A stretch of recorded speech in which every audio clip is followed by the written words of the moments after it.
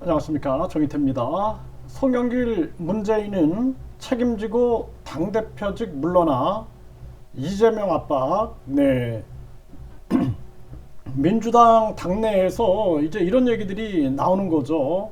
네, 송영길 전 대표나 문재인 전 대표는 책임지고 당대표직에서 물러났다라는 것입니다.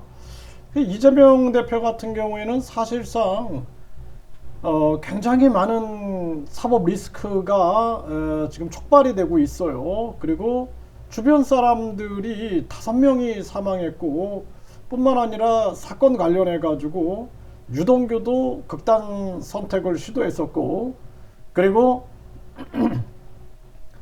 김만배도 극단 선택을 시도한 바가 있죠. 그래서 이제는 본인이 그냥 당대표직에서 내려와서 사법 리스크를 개인적으로 해결하는 것이 민주당에도 부담을 덜어주고 국민들에게도 정치에 대한 책임감을 느끼게 해줄 텐데, 전혀 이 집착과 여기서 벗어나지 못하는 모습을 보면은 참 안타까움을 느끼게 됩니다. 네, 그러다 보니까 지금 민주당에서도 이런 얘기가 나오는 거죠. 조응천은 이재명 향해서 송영길 문재인은 책임지고 당대표직 물러났다라는 거죠. 사법 리스크 줄줄이 대기. 네, 재판소 민주당이 불리하다. 네, 이재명 측근 극단적 선택 사과하는 것이 도리다. 네, 이렇게 뉴스원에서 전하고 있어요. 그래서 이 대선에 패배한 책임을 지고 송영길 대표는 물러났고, 문재인 대표는 당이 굉장히 어려움에 처하니 책임을 지고 물러났다라는 것입니다. 네. 그래서 선배 대표들이 당이 누란의 위기에 처했을 때는 선당 후사하는 정치로 다 자신을 먼저 버렸다, 이렇게 얘기를 하고 있습니다.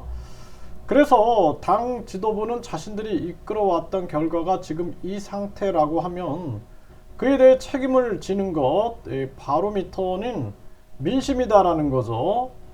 사법 리스크가 줄줄이 대기에 있고 언제 계속될지 모르고 체포동의안이 부결된다 하더라도 불구속 기소가 될 것이 명백하고, 그리고 불구속 재판이 2, 3년 계속되고 유동규, 김성태가 어깃장을 놓는 모습이 사회부 기사로 나가게 될 땐 민주당 지지율에 좋지 않은 영향을 미칠 것은 명약관화하고, 여권이 원하는 민주당 전체의 피의자화, 범죄 집단 하에 일조할 것은 틀림없지 않겠는가, 이렇게 얘기를 하고요. 또 초대 비서실장 극단 선택을 두고도 누구의 잘잘못을 따지기 전에 소중한 목숨을 스스로 접었다는 엄중한 현실 앞에서 자신의 부덕함을 먼저 고백하고 사과하는 것이 도리 아니냐. 네, 그 부분은 전혀 없이 검찰 탓만하는 것은 문제가 있다, 이렇게 지적을 했습니다.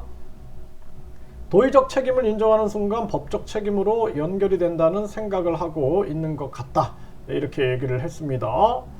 네, 도의적인 책임에 대해서까지 거부감을 드러낼 필요가 있을까, 이렇게 말을 했는데요. 네, 결국에는 이재명 당대표가 오래 버티지 못할 거다, 저는 그렇게 생각을 하고, 정치는 책임지는 거고 뿐만 아니라 양심적으로 행동을 해야 되는 거죠. 양심적으로.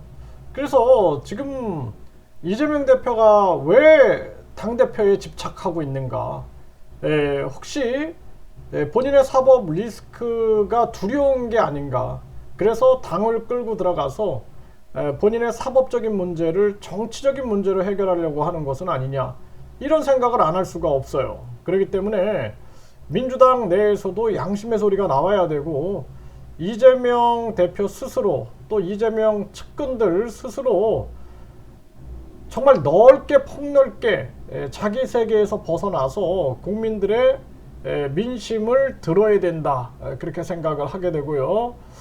네, 이 송영길, 문재인 뭐 역대 이 대표들이 항상 어떤 상황이 있으면 책임지고 당대표직에서 물러났죠. 네, 그런데 이번 같은 경우에는 이 사법 리스크, 그러니까 여기에 대한 당의 방탄 역할, 이 부분을 뗄래야 뗄 수 없는 그러한 상황에서 분석할 수밖에 없다. 안타까운 상황입니다.